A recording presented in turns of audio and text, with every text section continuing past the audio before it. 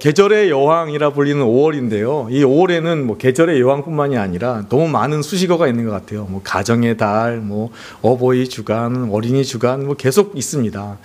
정말 모로 꽉 차 있는 것 같은, 마치 그 앞뒷동산에 가득 피어 있는 꽃밭을 보는 것처럼요. 뭔가 아름답고 화사하고 아주 아름답고 밝은 색조를 띠지만 꽉 차 있는 것 같은 느낌이 드는 것, 그것이 바로 이 5월의 특징이 아닌가 싶습니다. 저도 잠깐 시간을 얻어서 이제 저희 아이들과 함께 바깥 나들이 코에 한번 이렇게 바람을 쐬봤는데요.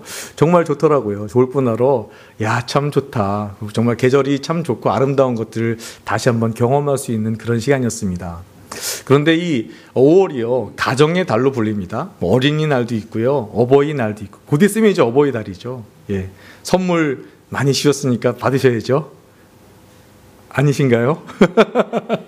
예, 어버이날도 있고, 또 아무튼 뭐 스승의 날을 비롯하여서 각양의 우리 어떤 뭐랄까요, 우리의 일부분의 사람들을 돌아볼 수 있는 아주 소중한 시간이 바로 이 5월이 아닌가 싶습니다. 이 5월에 참 우리가 더 아름다워야 하는데요. 좀 안타까운 이야기를 들었어요. 이혼 사유, 헤어짐의 사유 중에 5월이 있더라고요. 5월이. 5월이 지나치게 많은 가정 일들로 말미암아 헤어짐의 사유가 된다는 얘기를 듣고 깜짝 놀랐어요. 아유, 어쩜 이럴 수가. 어쩜 이럴 수가. 이렇게 만나야 할 자리가 도리어 우리에게 헤어짐의 사유가 된다는 것은 뭔가 우리가 잘 통하고 있는 것은 아닌 것 같아요. 좀 뭔가 막혀있는 부분이 우리에게 있기 때문에 그렇지 않을까 싶습니다. 뿐만 아니라 제가 지금 막 올라오기 전에 뉴스를 한번 검색하다 보니까 우리나라 휴대폰 사용 시간과 더불어서 휴대폰에 지불하시는 대가가 굉장히 크시다라는 기사를 보게 됐어요. 월 평균 한국 사람의 휴대폰 이용 요금이 48,000원이랍니다. 작년에 조사된 것이 39,200원이었는데 굉장히 많이 올랐어요. 그만큼 휴대폰 사용하는 것에 굉장히 공을 많이 들이고 계신다. 뿐만 아니라 그것만이 아니라요. 보유율과 사용 시간도 굉장히 늘었습니다. 보유율도요, 전년보다 0.6포인트가 늘어나서 우리나라 92.4%가 휴대폰을 갖고 계시대요. 그러니까 10사람 중에 9사람은 휴대폰 갖고 계신 거예요. 그것이 만 6세 이상을 기준으로 삼은 거니까 뭐 모두가 다 하나씩 이렇게 갖고 계시다고 해도 과언이 아닙니다. 뿐만 아니라 시간도, 사용 시간도 하루 평균 1시간 24분이나 사용하신대요. 휴대폰 보고 막 이렇게 하시는 것. 뭐 거기에는 연령별로 더 자세하게 조사되어진 바가 있습니다. 뭐 정보통신정책연구원에서 이 모든 것들을 조사해서 이렇게 발표를 했는데, 뭐 주로 보니까 그렇습니다. 20대까지의 친구들은 주로 이제 게임하는데, 소통하는데 많이 쓰고요. 어른들도 소통은 소통인데 드라마 보시고 뉴스 보시고 스포츠 보시는데 굉장히 많이 쓰신다. 뭐 이런 통계가 나왔습니다. 아무튼 손안에 들어진 휴대폰을 가지고 우리가 왜 이렇게 많은 지불을 하고 왜 이렇게 많은 시간을 들이는고 하면 결국 우리는요, 끊임없이 누군가와 소통하려고, 사회와 소통하기 위함이고요. 뿐만 아니라 누군가와 끊임없이 소통하기 위해서, 소통의 끈을 놓지 않기 위해서 우리는 거기에 합당한 지불을 하고 있다라고 여기고 있는 것이죠.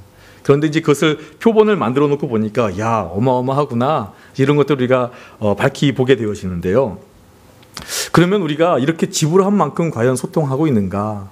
아까 말씀드렸던 것처럼 가정의 달 5월, 또 계절의 여왕 5월이 도리어 이혼의 사유가 높은 달이기도 하다라는 것들은 그만큼 여러분, 우리 안에 소통이 잘 이루어지지 않고 있음을 다시 한번 단면적으로 확인시켜주는 사회의 현상이 아닐까 싶습니다.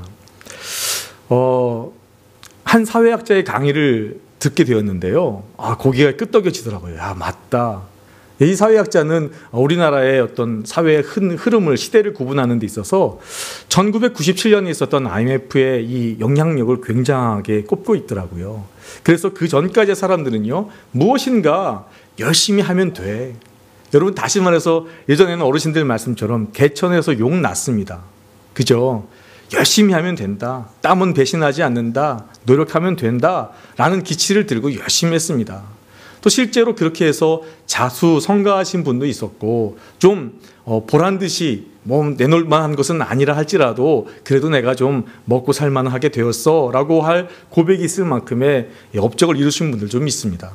그런데 여러분 97년 이후에 우리가 어떠한 일을 겪었습니까? 해도 안 되는 거예요. 취업을 준비하고 있던 친구가 원서를 다 집어넣고 인터뷰를 하고 이제 나 출근해야지 하고 정장을 딱 맞춰 입어놨는데 회사가 없어져 버린 거죠. 해도 안 되는 겁니다. 사실 그게 제 얘기였습니다. 제가 97년도에 졸업을 했거든요. 그렇게 됐습니다. 그런가 하면 여러분 97년 이후에 다가왔던 수많은 크고 작은 사회의 이슈와 현상들은요, 우리가 정말 개천에서 용나는 것이 아니라 해도 잘 안 된다. 해도 정말 안 된다.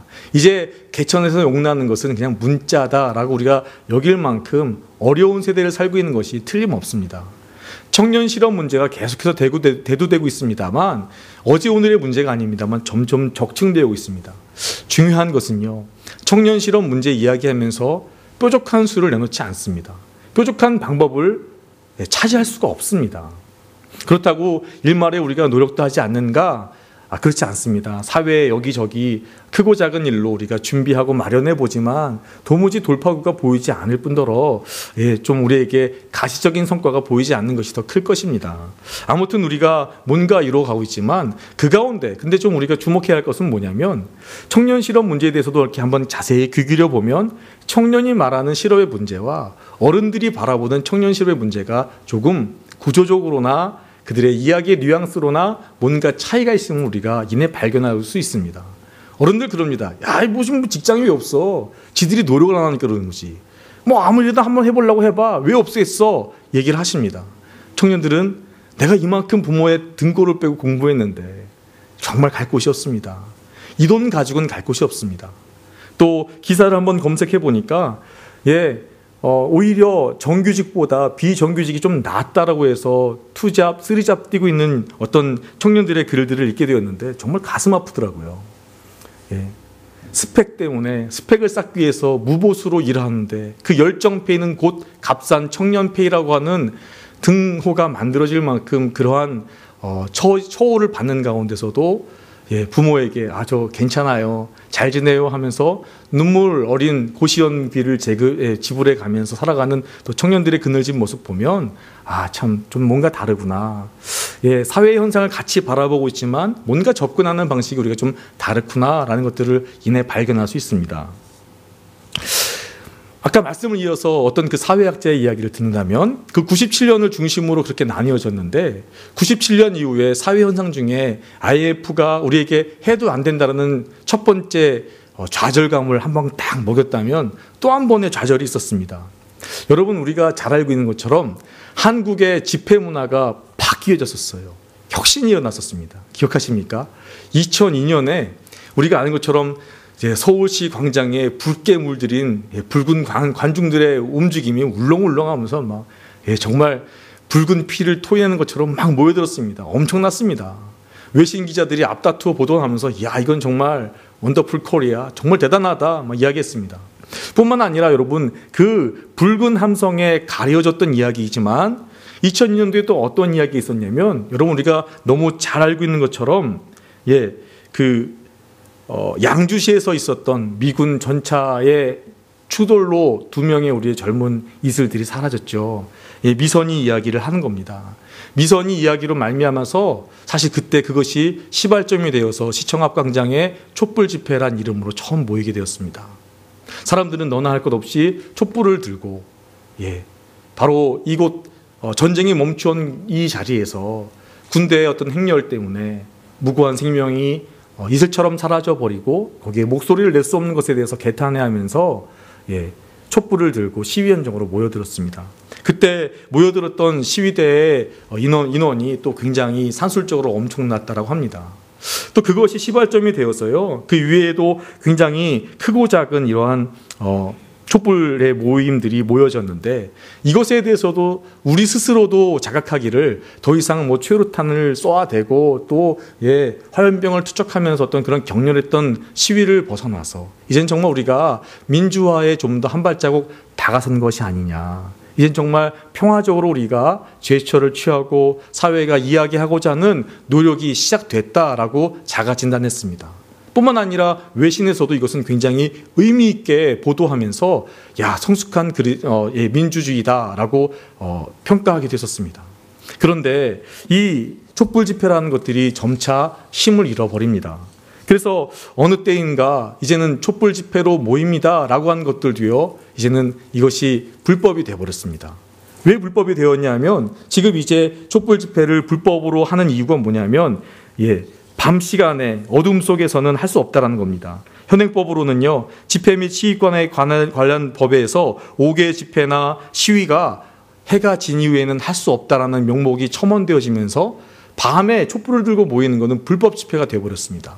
그러다 보니까 이제는 촛불 시위가 아니라 촛불 문화 축제, 문화 행사 이러한 모습으로 모이곤 있습니다만 여전히 이제는 뭔가 소통하는 데 문제가 있음이 제기되고 있습니다. 알고 계시는 것처럼 정부의 일이었든 우리가 잘 알고 있는 것처럼 또는 한 세계적인 한 추세인 FTA의 문제였든 간에 우리가 촛불 시위를 가지고 뭔가 세상과 소통하려고 했던 적이 있습니다. 그때 모였던 사람들이 60만 명이라고 하죠.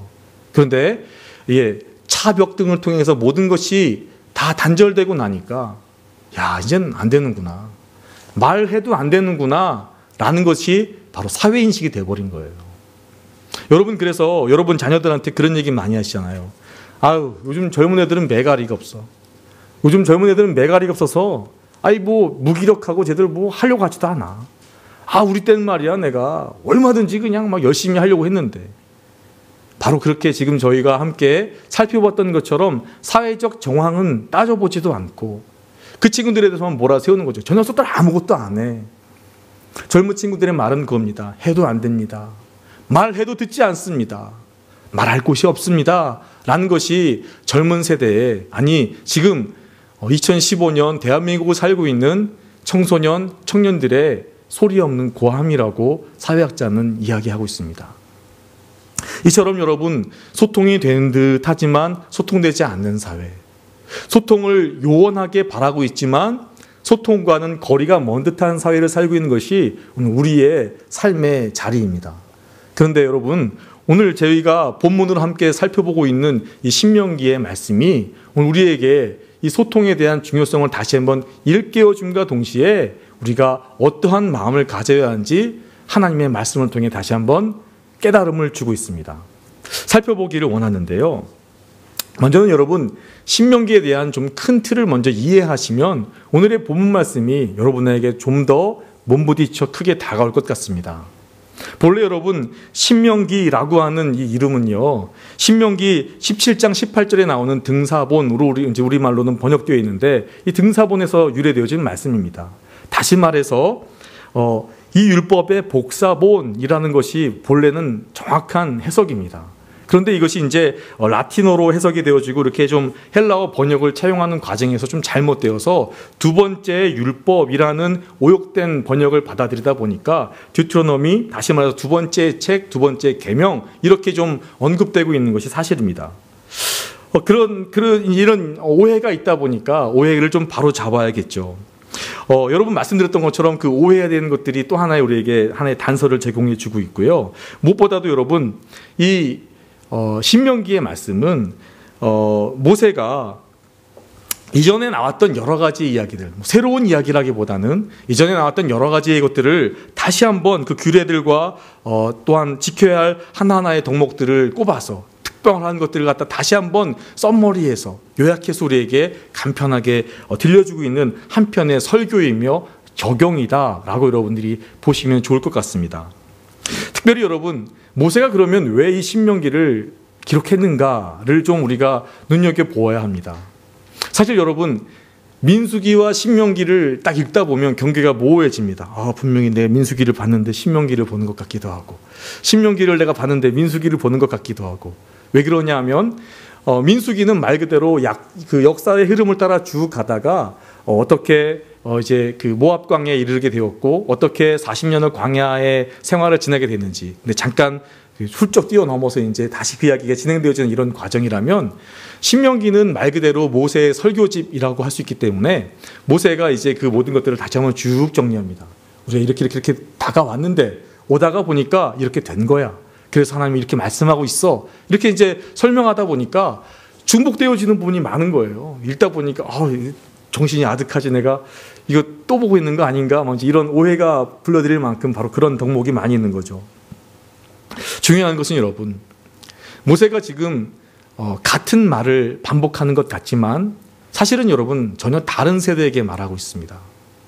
출애굽 1세대는 민수기 과정에서 소멸되었습니다.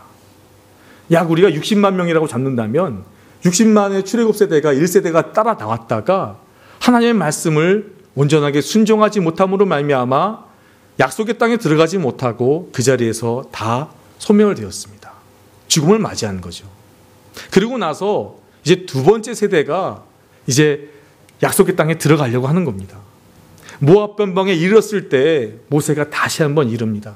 중요한 것은요, 모세 그 자신 또한도 저 눈에 보이는 약속의 땅에 들어가지 못하는 것을 누구보다도 잘 알고 있어요. 하나님과 늘 소통하는 사람, 하나님과 늘 교감했던 사람이 모세였기 때문에 모세는 알고 있습니다. 내가 이 설교를 다 마친 후에는 나는 그저 저 멀리 보이는 내가 그렇게 염원했던 저 땅을 그저 아득히 바라보고 여기서 내 모든 생을 마감해야 함을 알고 있는 거죠.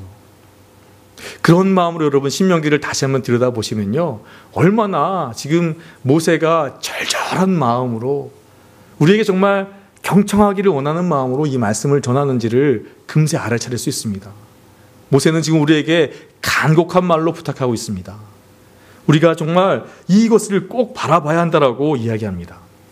또 한 가지, 이왕 좀 우리가 큰 틀을 이해하는 바람에 좀 더 신명기에 대해서 조금만 더 개관을 한다면요, 신명기는 여러분 독특하게요, 모세 5경 중에서 미래에 대한 언급이 가장 많은 책입니다.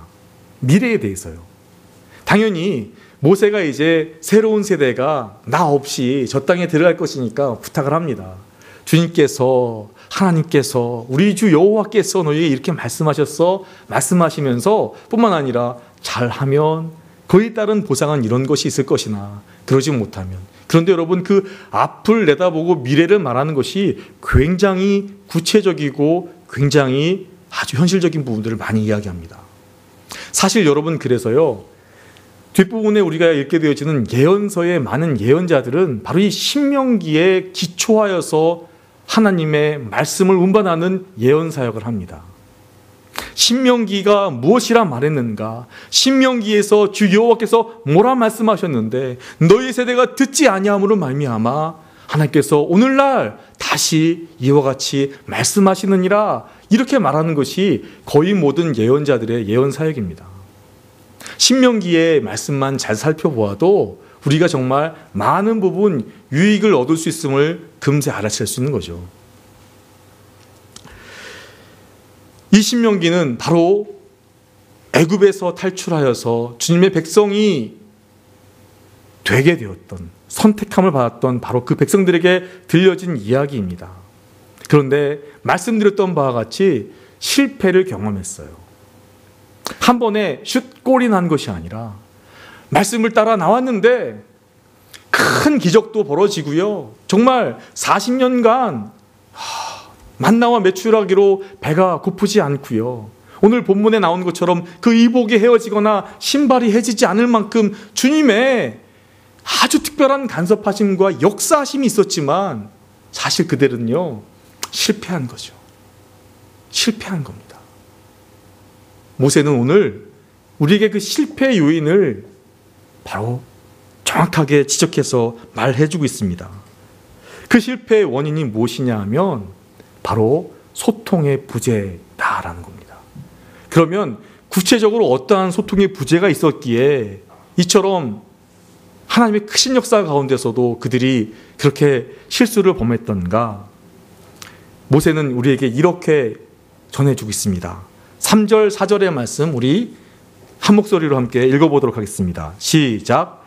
곧 그 큰 시험과 이적과 큰 기사를 내 눈으로 보았느니라. 그러나 깨닫는 마음과 보는 눈과 듣는 귀는 오늘 여호와께서 너희에게 주지 아니하셨느니라. 아멘.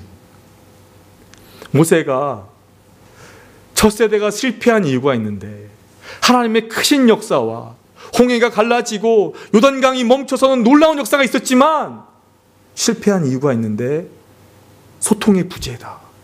그 소통의 부재는 사실 뭐냐면, 눈으로는 다 보았는데, 눈으로는 다 살펴보고 왔는데, 깨닫는 마음과 진심을 보는 눈과 진짜로 듣고자 하는 그 마음, 열린 귀가 없었기 때문에 첫 세대가 실패한 것이다 라고 이야기하는 거죠. 여러분, 우리가 말씀이 없습니까? 오늘날 말씀의 홍수의 세대라고 말합니다. 예, 비천한 저 같은 종을 바라볼 것도 없이요, 정말 기라성과 같은 목사님들의 설교가 인터넷만 누르면 바로바로 접속되어집니다. 소통할 수 있습니다. 뿐만 아니라 여러분, 원하시면 여러분이 목사인 저보다 훨씬 더 많은 정보를 이렇게 수집할 수 있을 만큼 인터넷이란 창구는 아주 유용하게 열려 있습니다. 그런데 중요한 것은요, 왜 이렇게 말씀이 많은데도 불구하고 우리가 소통하지 못하고 실패하고 번번이 넘어지고 번번이 좌절할까요? 깨달음이 없는 거예요. 그냥 느낌만 갖고 가는 거죠. 아, 좋다. 아, 오늘 좋았어. 아멘. 아, 좋았어. 그냥 스스로의 마음의 위안을 가지고 돌아갈 뿐입니다. 가슴절절하게 깨닫는 마음이 없는 거예요.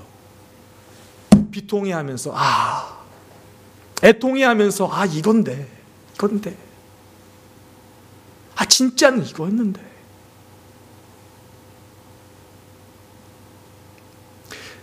아이들 얘기를 좀 한다면요, 아이들 셋을 키우는 게 보통 일이 아닌 걸 다시 한번 생각하면서 우리 장로님, 권사님, 집사님들의 위대함을 제가 날마다 몸소 경험하는데요. 특별히 이제 기도의 시험 봤던 것처럼 저희 집사람이 이제 손등에 이제 수술을 하는 바람에 많이 되지도 않습니다. 고작 한 사나흘 이 가사노동에 제가 한번 뛰어들었던 경험이 있는데, 이게 진짜 힘들더라고요. 정말 이게 정말 해도 끝이 없고요. 밥 먹고 돌아서면 설거지 해야 되고, 설거지하고 나면 뭐 먹지, 또 뭐 하다 보면 이거 계속 반복이니까 이것처럼 고단하고 힘든 게 없더라고요. 제가 오죽하면 막 잠고, 야, 내일 뭐 먹을래? 막 할 줄도 모르면서 막 그러고 있는 거죠. 근심만 하고 있는 거고. 저희 권찰님들이랑 모임할 때도 나눴었는데요. 자다가 2시 반에 소스라치게 깬 거예요. 왜 깼냐면 밥을 안 안치고 그냥 잔 거예요. 어이구, 아침에 이거 밥을 어떻게 하나 감당하려면 큰일 났다 싶어서 벌떡 일어났습니다. 아이들에게 어떤 삶의 여러 가지 것들을 이야기해 줍니다. 잘 아는 것처럼 다 엄마들의 잔소리예요. 밥 먹으면 싱크대에 넣고 담가놔라, 이런 겁니다. 근데 어떤 놈들이 말을 잘 듣냐면요, 그것에 대해서 한번 생각해 본 놈은 합니다. 해라? 안 하죠. 야, 바깥에 나갔다 들어오면 뭐 해야 돼? 손 닦아야 돼요. 말은 잘 나와요. 술술 나와요. 안 하죠. 근데 가만히 보니까 어떤 놈이 하나 지켜보니까 한 번쯤 생각해 본 사람, 멈추어 서서 한 번쯤 엄마가 왜 이걸 시켰지? 아빠가 왜 이걸 이루었지? 한 번쯤 생각해 본 사람은 하더라는 거죠. 말하지 않아도 하더라고요. 기특해서 아내 원래 초콜릿 줬습니다. 몰래 먹었나? 이러면서 그런 겁니다. 우리가 깨닫는 마음이 있으면요, 얼마든지 소통이 가능합니다. 아이들이 모르지 않습니다. 아이들에게 생각할 기회를 주십시오. 아이들에게 생각할 여지를 제공해 주십시오. 그 아이는 듣게 될 것입니다. 여러분, 이것을 우리의 삶에 적용한다면, 여러분 하나님의 말씀을 듣고 얼마나 생각하십니까? 우리 교회는요, 매일 새벽, 매일 성경으로 큐티하고 묵상하는 훈련을 하고 있습니다. 묵상 여러 가지 이야기를 하는데 왜 그렇습니까? 한 번쯤 좀 생각해 보자는 거죠. 사실 여기 앉아 계시는 대부분의 분들이 큐티 뭐야? 좀 이렇게 생각하시는 분들이 많을 거예요. 왜냐하면 제가 청년일 때도 사실 큐티라는 게 그렇게 흔하지 않았어요. 큐티한 친구들 딱 정해져 있었습니다. 선교단체 가서 훈련하는 친구들이 큐티 했었고, 몰랐어요. 오히려 이제 목사님은 늘 얘기하는 게 뭐냐면 주일 설교한 거 너네들 곱씹어라, 뭐 노트 정해놓고 적고, 뭐 실천해봐라. 저희 뭐 청년들 소그룹 모임할 때도 모여서 오늘 목사님 뭐라 말씀하셨는데 난 이렇게 실천하기로 했어. 뭐 이제 이런 거 나누고 했거든요. 그랬습니다. 중요한 것은 여러분 생각의 힘이에요. 과연 나는 깨달음을 얻기 위해서 말씀을 듣는가, 아니면 내 만족을 얻기 위해서 이 자리에 앉아 있는가를 여러분 스스로가 생각해 보셔야 합니다. 어쩌면 여러분 이스라엘 백성이 신기하지 않았겠습니까? 억압과 좌절과 고통 가운데 있었는데 하나님이 내 말씀을 듣고 오셨어요. 선지자 한 사람을 세우셔서 벼락같이 그 밤에 우리를 이끌어 가십니다. 저 넘치던 검푸른 파도가 갑자기 멈춰서더니 장벽이 되어서 내가 도보로 건널 수 있는 마른 땅으로 변해버리고요. 그런가 하면 쫓아오는 이스라엘 애굽의 군대를 순식간에 동풍으로 말미암아 수장시켜버리기도 하고요. 먹을 것이 없습니다 라고 했더니 하늘에 메추라기와 만나가 떨어지고요. 먹을 물이 없는데요, 말만 하면 이루어졌어요. 말만 하면 이루어졌어요. 신기하지 않았을까요? 야, 이건 말하면 다 되네. 야, 원하면 되는 거구나. 두들기면 되는구나. 찾으면 되는구나. 구하면 되는구나. 신기했겠죠. 어쩌면 거기에 도취되어서 그냥 바라봤을 것 같아요. 오늘은 또 어떻게 하실라나? 오늘 또 어떤 일이 일어날까? 바라봤겠죠. 오늘 그 사건을 통해서 하나님 나에게 뭐라 말씀하시고, 오늘 이 일들을 통해서 하나님 내게 오늘 무엇을 말씀하신지를 귀 기울여 듣기보다는, 깨닫는 마음을 얻기보다는 네, 알겠어요. 네. 그것이 이스라엘 백성들의 모습이 아니었을까요? 모세는요, 1세대 실패의 원인이 바로 거기에 있다. 깨닫는 마음, 그것이 너에게 없었어. 그런가 하면 두 번째로 이야기하는 것은 뭐냐면요, 바로 이해할 수 있는 마음인 거죠. 이해할 수 있는 마음. 이해할 수 있는 마음, 볼 수 있는 눈, 이것이 중요한 겁니다. 깨닫는 마음과 더불어서 이제는 볼 수 있는 눈이 있어야 하는데 보아도 보지를 못하는 거죠. 눈앞에 많은 일들이 벌어지고 있는데 보지 못하는 것만큼 안타까운 일이 도대체 어디 있겠습니까? 분명 내가 경험한 일이고 눈앞에 지금 살아있는 사실로 지금 막 역사가 일어나고 있어요. 근데 모르는 거죠. 뭐야? 뭐가 있었다는 거야?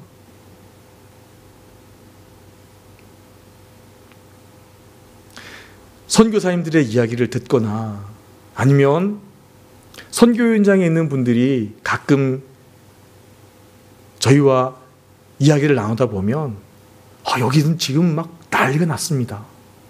여기는 막 역사가 일고 있습니다 라고 말하는데요, 우리는요 너무나 무덤덤한 거죠. 아무 일도 없는 것처럼. 아무 일도 없는 것처럼요. 하다못해 교회 안에 이제는 저희 교회도 규모가 좀 생기다 보니까 부서별로 또 이제 각각의 일들이 있습니다. 주일 제가 보는 풍경은 그렇습니다. 유치부에서 역사가 일어나고요, 영유아실에서 역사가 일어나고요, 이곳 소예배실에서 유소년부 어린이들이 하나님과 호흡하고 눈 맞추고 춤추고 뛰놀고 있고요, 청소년들이 하나님께 매어 달려서 하나님과 막 역사가 일어납니다. 그런데 왔다 갔다 하는 사람들이 있어요. 아무 일도 없는 것처럼 말이죠. 물론 여러분에게 아무 일이 없다는 건 아닙니다. 우리가 함께 예배하는 저 초소인 여호수아홀에서도 역사가 일어납니다. 그런데 간혹 보지 못하는 분들이 계시는 거죠.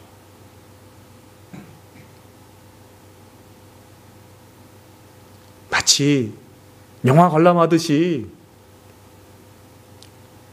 시원한 음료수 하나 들고 오셔서 다리를 딱 꼬고 앉아서 보고 계시지만 너무나 무기력한 모습으로 돌아가시더라고요. 목사인 제가 보기에도 과연 저분은 지금 여기 이곳에서 일하시는 그 하나님의 숨결을 느끼고 갈까? 아니면 그냥 되돌아가시는 걸까?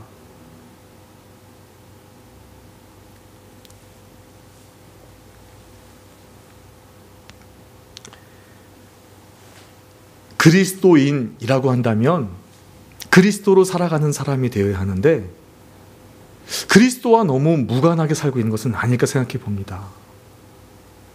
그리스도인이라면 그리스도께서 오늘 나에게 뭐라 말씀하시고 그리스도께서 오늘 내 삶에 어떻게 역사하시고 일하는지에 관심을 가져야 하는데 모르는 거죠.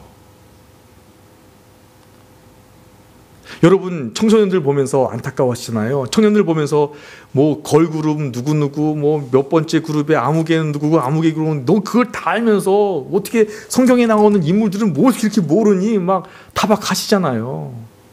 설상 여러분 우리가 그런 거예요. 세상에 물정이 어떻게 돌아가는지 너무나 빠삭하게 잘 아는데요. 지금 어느 마트에 가면 물건이 어떻게 싸고 뭐가 얼마 세일을 하고 어떻게 내려가는지 다 알고 있는데 눈깨도 눈금보도 알고 있는데 주님께서 오늘 우리에게 뭐라 말씀하시고 역사하시는지는 우리가 너무 눈 어두운 건 아닐까요? 성경은요 우리 삶의 최고의 가치이자 우리에게 모든 것의 종결자로 오신 그리스도 예수를 향해 우리의 시선을 고정시키라고 끊임없이 권면합니다. 히브리서 기자도 우리에게 그렇게 말하잖아요. 믿음의 주여 온전케 하신 예수를 바라보자. 근데 우리는 예수를 안 바라보죠. 보는 눈이 없는 거예요. 옷 잘 고르는 안목은 있으십니다. 물건 싸게 사는 안목은 있으십니다.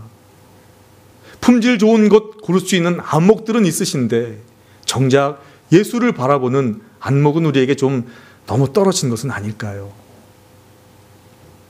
모세는 마지막으로 우리에게 들을 수 있는 귀를 허락해달라고 기도해야 함을 우리에게 요청하고 있습니다. 마치 여러분 세대와 세대가 공감하지 못하고 소통하지 못하는 이 세대처럼 그래 듣기는 듣는 것 같은데 내 멋대로 듣는 거예요. 제가 뭐라고 했구나. 이렇게 흘려 듣는 거죠.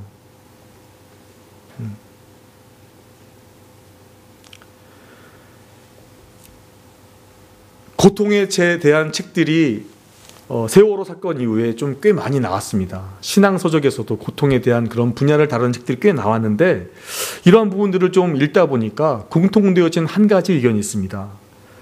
어떤 거냐면 때로 고통은 하나님께서 사용하시는 확성기입니다 라는 거죠. 때로 고통은 하나님께서 우리에게 무언가 시적절하게 아니면 아주 강력하게 말씀하시는 확성기와 같습니다 라고 하는 메시지가 있더라고요. 이와 같이 하나님께서는요 우리에게 상황적으로나 여러 가지 통로를 통해서 끊임없이 말씀하시는데 우리는 안 듣는 거죠. 이스라엘 역사 가운데 함께 계시면서 크신 역사와 펴진 팔로 역사하신 그 하나님은 지금 저와 여러분의 삶의 자리에서도 세밀하게, 광대하게, 또 웅장하게 엄청나게 역사하십니다. 뿐만 아니라 우리에게 말씀하십니다. 우리를 부르시고요, 우리를 요청하시고요, 우리에게 이루고 계십니다. 중요한 것은 우리가 안 듣는 거죠.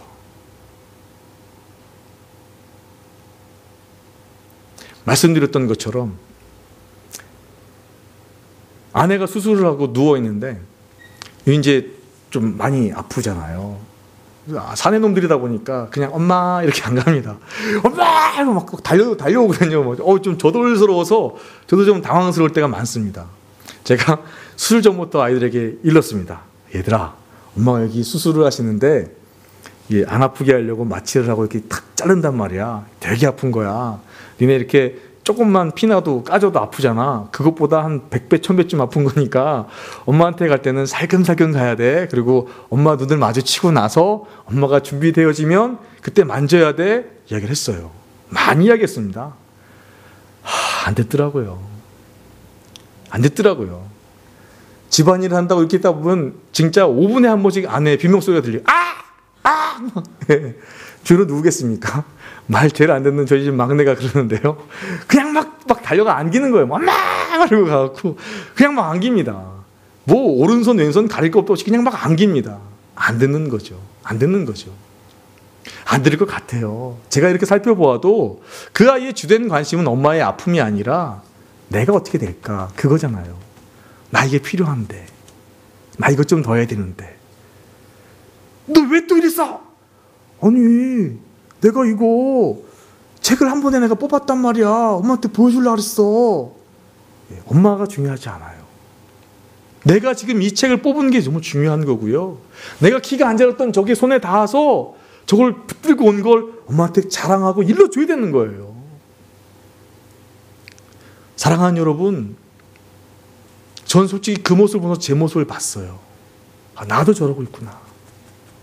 하나님 부르시는데 거기 앞에 가서 난 딴 얘기하구나. 하나님 보세요. 저 진짜 잘했죠.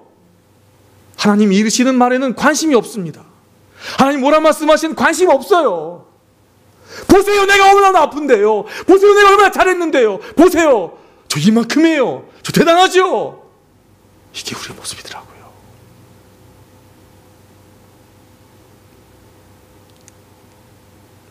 깨달음을 얻고자 하는 마음, 그 한 말씀에 귀 기울이고자 하는 마음, 정말 듣고자 하는 귀, 정말 보고자 하는 눈이 아니라 내 얘기, 내 마음에 다가오는 그 감각의 유익함,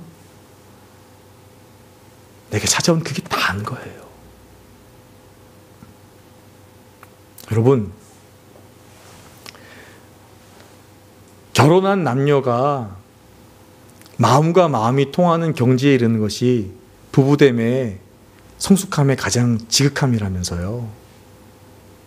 그러면 우리가 신자됨의 경지를 말한다면 이제는 하나님 눈빛만 보아도, 하나님의 마음만 읽어도 우리가 알아챌 수 있는 경지에 이르어야 하지 않을까요?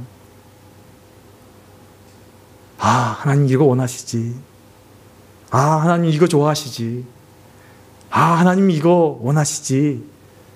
우리가 거기까지 가야 되지 않을까요? 요즘 친구들 말로 한다면 썸 타는 남녀가 모여서 이제는 눈빛만 봐도 알 수 있잖아. 그 시대까지 가는 거죠.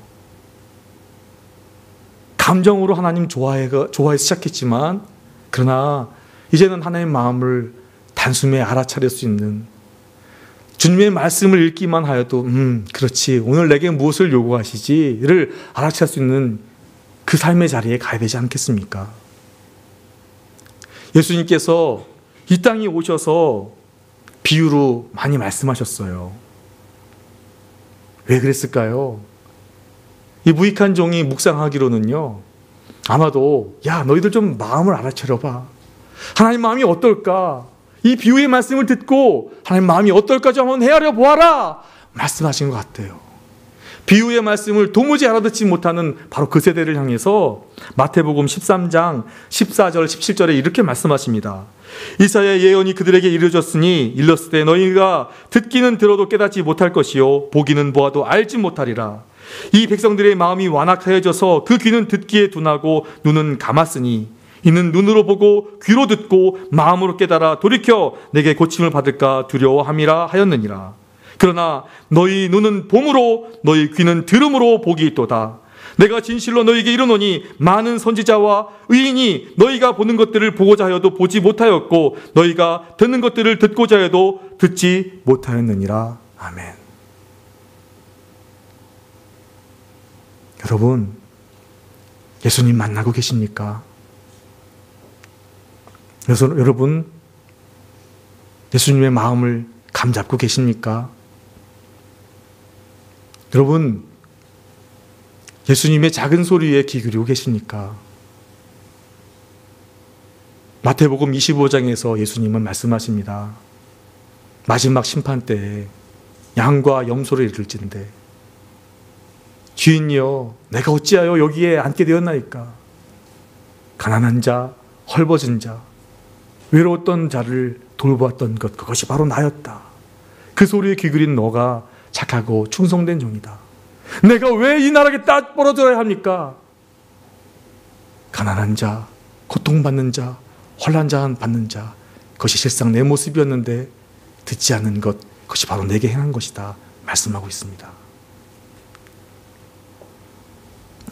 2015년 한 해를 시작하고 부푼 마음과 기대의 마음을 가지고 출발했는데 벌써 5월이 되었습니다. 곧 있으면 1년의 전환점을 도는 시간이 되게 되어지는데요. 잠시 하나님께서 우리에게 허락하시는 바로 이 마음들을 돌이켜 점검하실 수 있는 저 여러분 되었으면 좋겠습니다. 나는 과연 깨닫고자 하는 마음으로 가득한가? 나는 과연 보고자 하는 눈이 열려 있는가? 나는 과연 듣고자 귀를 종긋 세우고 주 앞에 있는가 말입니다. 오늘 주님께서는요, 9절의 말씀을 통해서 그렇게 약속하십니다. 그런즉 너희는 이 언약의 말씀을 지켜 행하라. 그리하면 너희가 하는 모든 일이 형통하리라. 어려운 것 없습니다. 깨닫는 마음, 보는 눈, 듣는 귀가 있다면 하나님께서 우리와 함께 하시고 우리 곁에 서셔서 크신 역사와 크신 행하심으로 말미암아 우리에게 형통함을 보장하겠다 말씀하고 있는 것이죠. 사랑하는 여러분, 오늘 우리 이 말씀을 기억하시면서 더욱더 올 한 해 남아있는 시간에 하나님을 그렇게 인격적으로 경험하시되 이젠 마음도 여시고 눈도 여시고 귀도 열어서 주님 일하시는 대로, 주님 이르시는 대로 응답하여 나가 하나님의 교회와 하나님이 원하시는 하나님의 나라를 든든하게 세워나가시는 저와 여러분 되었으면 좋겠습니다. 우리 이 시간에 함께 기도하며 나가기를 원합니다. 우리 말씀을 먼저 기억하시면서 기도했으면 좋겠는데요. 하나님, 깨닫는 마음 열어주십시오. 볼 수 있는 눈을 열어주십시오. 들을 수 있는 귀를 열어주십시오.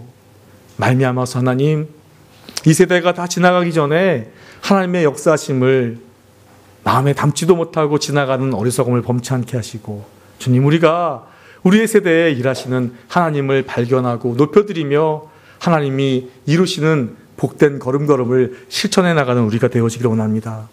우리 각 사람의 마음을 어루만져 주시고 우리를 통하여 세를 행해달라고, 여러분 오늘 말씀을 들으신 대로, 말씀을 깨달으신 대로, 말씀을 바라보신 대로 함께 기도했으면 좋겠고요. 더불어서 이제 우리 5월달 또 우리 교회가 행해 나가는 많은 일들이 남아있는데 이 일들을 위해서도 함께 기도해 주셨으면 좋겠습니다. 특별히 이제 이번 주 토요일에는 또 우리가 길가의 장터 바로 사랑의 바자회가 또 이 자리에서 있게 되어지는데, 하나님 이 일을 통하여서도 우리가 참으로 함께 주님의 즐거움과 기쁨을 나누는 시간 될 수 있도록 도와달라고 기도해 주시고요.